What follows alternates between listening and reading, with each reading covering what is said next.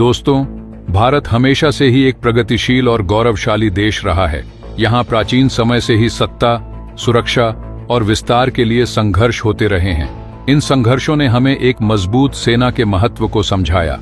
भारतीय सेना का इतिहास 10,000 साल पुराना है। इसके प्रमाण हमें रामायण और महाभारत जैसे महाकाव्यों में जगह जगह मिलते हैं।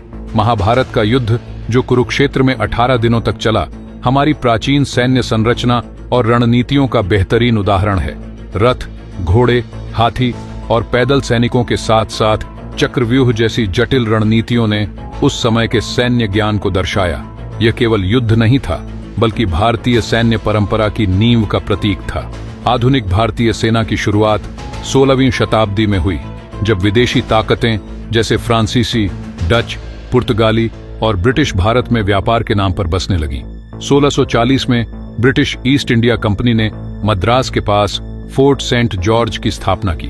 इसके बाद 1651 में कोलकाता में फोर्ट विलियम का निर्माण हुआ। हालांकि औपचारिक रूप से सेना का गठन 1741 में बॉम्बे में एक यूनिट बनाकर किया गया। 1757 में प्लासी के युद्ध के बाद पहली भारतीय पैदल सेना बटालियन का गठन हुआ। इस बटालियन में ब्रिटिश कैप्टन, लुटने, लेफ्टिनेंट और भारतीय गैर कमीशन अधिकारी शामिल थे। यह सेना धीरे धीरे ब्रिटिश ईस्ट इंडिया कंपनी की ताकत बन गई। 1914 से 1919 तक चले प्रथम विश्व युद्ध में भारतीय सेना ने अभूतपूर्व वीरता का प्रदर्शन किया।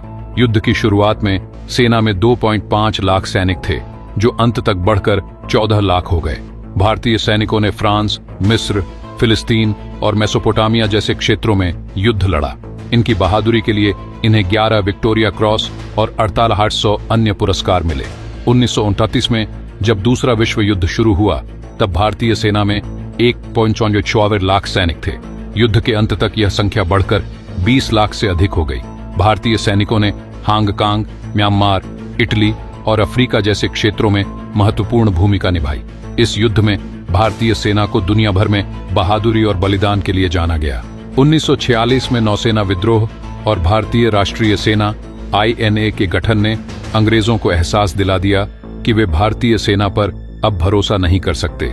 यह विद्रोह भारतीय स्वतंत्रता संग्राम के इतिहास में मील का पत्थर साबित हुआ। 1947 में आजादी के बाद भारतीय सेना का पुनर्गठन किया गया। विभाजन के समय सेना को भारत और पाकिस्तान के बीच बांटा गया। इसके बाद भारतीय सेना ने कई युद्ध लड़े। जैसे आजादी के तुरंत बाद पाकिस्तान ने कश्मीर पर हमला किया। भारतीय सेना ने ऑपरेशन गुलमर्ग के तहत कश्मीर को बचाने के लिए दुश्मनों से टक्कर ली। हालांकि चीन के साथ 1962 का युद्ध भारतीय सेना के लिए कठिन साबित हुआ, लेकिन सेना ने पहाड़ी क्षेत्रों में अदम्य साहस का परिचय दिया।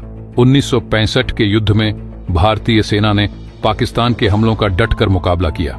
इसके बाद 1971 का युद्ध भारत के लिए ऐतिहासिक साबित हुआ, जिसमें बांग्लादेश को आजादी मिली। इस युद्ध में 13,000 पाकिस्तानी सैनिकों ने आत्मसमर्पण किया, जो इतिहास का सबसे बड़ा आत्मसमर्पण माना जाता है। कारगिल युद्ध भारतीय सेना के पराक्रम का प्रतीक है। ऑपरेशन विजय के तहत भारतीय सेना ने पाकिस्तानी घुसपैठियों को खदेड़कर टाइगर हिल पर अपनी जीत दर्ज की। आज भारतीय सेना केवल युद्ध लड़ने तक सीमित नहीं है।